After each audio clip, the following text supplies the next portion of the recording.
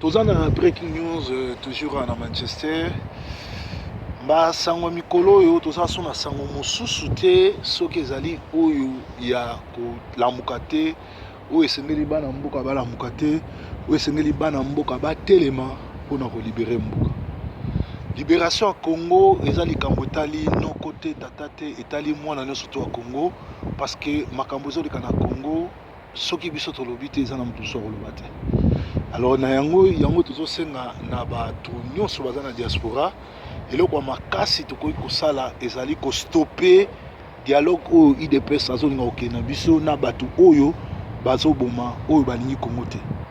Alors mutu soki asi asali manda na ye akomi na suka basilanaka na ye na kimia oyo basalaka soulèvement populaire. Alors pourquoi tosala soulèvement populaire? Tozosala soulèvement populaire mpona likambo kaka moko, parce que bato oyo tozali na bango, bato oyo toza kobenga ba politicien ya Congo bazali ba incivique, bali bato moko eloko eleki epa na bango ezali ba intérêt na bango, ya bana na bango, ya bandako na bango, ya misala baosala. Alors bazata na souci ya congolais moko te, bazata na souci ya mwana Congo te, bazata na souci ya bandeko na biso bazokufa te, bazata na souci ya biso bato oyo toumeli mboka libanda te.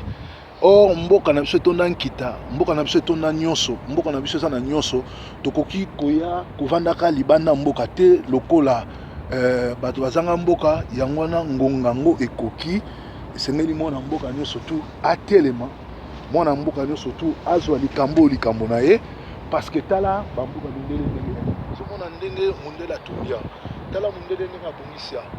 Mais na biso tozali na ba place à côté, na mbongo nyonso tu toza nango, na bozwi nyonso tu Congo aza nango, na biloko nyonso tu toza nango, na ba sous-sol na biso toza ta na esika ya boye oyo congolais akoki kolobaki no Congo mboka na ngai, Congo bona ba fleuve Congo tokoki kosala biloko ya boye, kotonga biloko ya boye, kotonga nyonso oyo. Mais lokola toza na bakambi oyo balingi mboka te, toza na bakambi oyo baza benemi ya mboka, benemi ya bacongolais, koboma bana mboka, koboma bandeko na yo, kosala mabe mpo na mboka na biso nyonso tu. Alors ezosenga na biso nini tozwa masolo na maboko, to stoppe ba yini ya mboka, to stoppe ba ennemi ya mboka, to telemela Congo. Eloko nini tokoki kosala? Soulèvement populaire eza droit l'État zo reconnaître yango na article 64. Balobi soki groupe ya mutu to groupe ya bato bazwi pouvoir na makasi, esengeli population peuple etelemela ye. Ouais, toza na raison, alias Kabila azwi pouvoir na makasi, alias Kabila azwi pouvoir na Minduki, alias Kabila azwi pouvoir na Minduki, azwi pouvoir na makasi, abomi ba Congolais, azo continuer koboma ba Congolais. Alors biso tokoki kotika ye azwa le devant na biso te, biso tokoki kotika ye anyokola biso te, biso tokoki kotika ye adefie biso te. Mikolo nyonso kodefiaka biso, mikolo nyonso kobomaka biso, mikolo nyonso kosalaka mabe, et puis azotikala impuni. Non, tozali bana mboka, ngongango oyo totelema, ngongango oyo tozwa maboko na biso, tozwa nyonso totelema tosala mosala, parce que etant que bana mboka kolibere mboka ezali devoir na biso, kolibere mboka ezali posa na biso, kolibere mboka eza posa na biso. Tozana mutu mosusu te tokoki kokonte ke akoya kokundela biso, tozana mutu mosusu te tokoki kokonte ke akoya kokotela biso. Bana mboka ngonga yango ekoki totelema tobundela mboka Congo oyo ezali mboka bakoko na biso, ezali mboka oyo mitsopo na biso eza kuna, mitolo na biso etikala kuna, bafamille na biso etikala kuna. Ba Rwandais baye na ndenga mabe, bayibi nationalité na biso, bayibi bokonzi na biso, bakotisi bandeko na bango na ba armée, na misala, na ba société civile, na ba chef du village baboma ba remplaça batia ba Rwandais. Alors eloko totika nango makasi ezali soulèvement populaire. Soulèvement populaire bobang eloko moko te, puisque na 1959 na janvier, le 4 janvier, bakoko na biso, papa na biso babimaka contre ba belge oyo bazalaki na armée koleka armée oyo Rwandais ya Kabila aza nango. Bandeko na ngai bondimela ngai, Rwandais oyo armée aza nango eleki oyo ba belge bazalaki nango te. mais beaucoup tanga histoire que ba congolais ba bimaka mukolo wana et ba kenda kutu kobeta match ba se préparer qui il y avait pas des internet, il y avait pas de SMS, ba texte message à la guité parce que bango na ba mende bazo se préparer ba kata déjà ba texte message ba kata internet et tout biso oza na posa nango te parce que na janvier les ba koko na biso ba bimaka libanda bazwaka mboka basala ki soulèvement populaire internet et à la guité bazaki na ba SMS te ezaki kaka ba tract pe bato belé bazaki batanga guité bayeba ko tanga te mais bato à époque wana balaki oya yebi ko tanga mwana na ye atangeli muninga pe elekaki malamu yango wana ozomona biso ba congolais eloko makasi esengeli to sala elakisi ko bundela mboka elakisi ko sangana kozala lisanga bato oyo ya bandeko na biso ya fond oyo tozobenga ya fond citoyen lokola batelemi babandi déjà na masolo ndenge ezoleka biso ba congolais to soutenir bango biso ba congolais to sensibiliser ba famille na biso na place to banda ko critiquer bango to luka ko aider bango ko canaliser mouvement na bango ko kota en contact na bango ko talisa bango eloni bakoki ko sala bango bato oyo bazali ba leader ya opposition kuna eloko liboso basomba basimi ya Brazzaville to basombi basimi ya poto po ete tango bato oyo ya ba Rwandais bakokata ba signal bango bazala épargner bango ba signal na bango sala ba phone na bango sala c'est-à-dire to canaliser révolution to yeba point nini bato bakomela mai point nini bato bakobanda ko se ressourcer nani oyo akobanda sala relais tango bato bazala libanda akenda kokutana ba famille ayeba ba famille nani oyo akozala relais chargé à komema bato na hôpital nani oyo akozala chargé ya kopesa communication pe nani oyo akozala chargé ya contact na diaspora eloko oyo soki to canaliser ngo très bien ba okoka biso te to kena ba tina suka parce que ngonga ngo yango ekoki pona ko libérer mboka wana eza mboka na biso mboka wana nzambe apesi yango mpona biso alors biso ba congolais toyebi ete Kanambe azwi mbongo ya Congo apesi ben civique congolais ba oyo baza ba collabo ba traître ba ya nango na diaspora ba pesa quelques ba combattants oyo baza ba civique ba oyo ba komisi combat fond na bango ya commerce bazora ba mbongo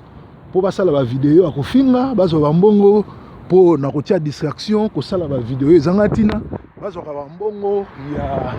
kanyaka ndenge baloba po na kolalisa combat oh nangonga oyo toza lisusu na tina muta bangisa biso te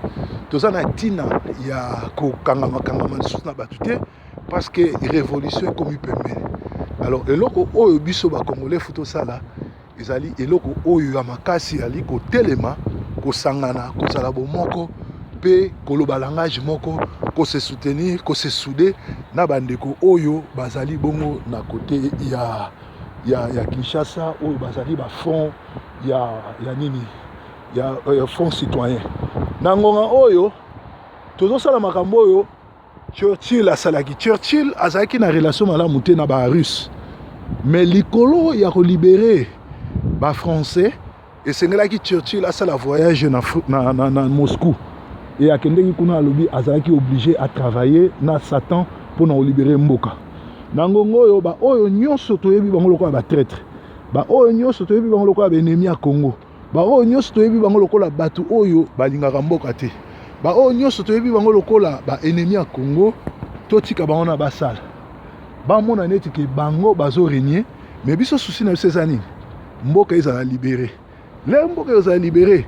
tokokanga moko na moko pe moko na moko akofuta masumu na participation na ye ya ko libérer mboka to ko trahir mboka donc na ngonga oyo biso wana mboka totika la bomoko tozala na souci kaka moko souci na biso eza nini ko libérer Congo nde souci na biso totika nanu makambo kofundana totika nanu makambo ko critiquer totika nanu makambo ya biloba loba tosangana tozala bomoko toluka ko libérer mboka eloko eza important lelo ezali te songola salibo ezali te songola lobibo ezali te songola salibo apesibo eloko eza important ezali Congo Congo notre nature notre pays notre maman azo souffrir biso tokanga maboko te, biso totika bongo te, biso tosangana mpona kolibere mboka. Le mboka ekozala libere, toyebi, toza informé, toyebi bato nini bala ba traître,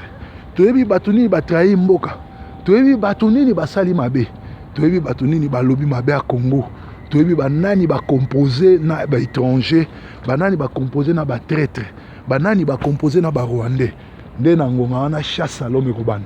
Alors eloko ya makasi oyo biso toza nango elakisi biso tozala bongo bomoko, biso tozala bongo lisanga, biso tozala bongo na bolingo. Eloko ya liboso eza important, eza kolibere mboka. Ah tozali bongo na studio ya BBC, bozomona studio ya BBC Media awa, bozomona bongo studio ya BBC Media za awa. Tozosala mosala oyo ya sensibilisation koyebisa congolais abima libanda mpona intérêt ya mboka na ye. Eloko eleki mboka eza te, tobanga te, tofundana te, tofingana te, mais tobunda mpona mboka. Na ngambo kuna stade ya Manchester yango kuna ezomonana, je crois bozomona yango. Mpe na ngambo koto eza ITV, esika oyo bachaîne ya télévision eza ebele. Na ngambo kuna ezali Imperial War Museum North, donc musée ya guerre ya guerre yango wana toyaka kovisite yango awa. Ozomona baninga nde batongi epa na bango, tala ekomi balie touristique, biso tokosala yango na Congo, tous les deux Congo esangani tozosala yango. Tala mboka baninga nde batongi, n'importe où okoki kotelema ozotala information ozolanda yango. Et pourtant epa na biso mokita nyonso toza nango, babi Rwanda nde ekomi mboka malamu akofanda Congo lisusu te, puisque ba mbongo nyonso tu oyo baaméricain na baanglais bapesaka na Congo mpona koaide Congo, koaide bainfrastructure, koaide nani médecine to bahôpitaux. Alors alias Kabila comme aza Rwandais azwaka mbongo wana nyonso tu amema yango na Rwanda. Awa na nsima nango ezali studio ya BBC, place bazo retransmettre match ya lelo ya Manchester kobeta match ya nini yali, ozomona bongo eza BBC place toza. Alors ngai étant que pasteur à diaspora nazali kaka kosensibiliser congolais abima na bisika ya mabe, abima na badoute, abima na kotonga, abima na kofinga, to libere mboka. Kosikola mboka ezali eloko etikali susi na biso monene yango wana, kosikola mboka. Donc kosikola mboka ezali ba sacrifice, ezali ba oyo ezali susi ya mutu nyonso tu ya mwana Congo, ezali ya kosikola mboka. Tobima na bitonga-tonga, tobima na biloba-loba, tobima na biseka-seka, tobima na ba critique, totikala bato oyo bazali focaliser ya kolibere mboka na bango. Le tokolibere mboka tokoyeba nani akolaboraki na nani, nani asalaki nini na alobaki nini. Mais eloko ya liboso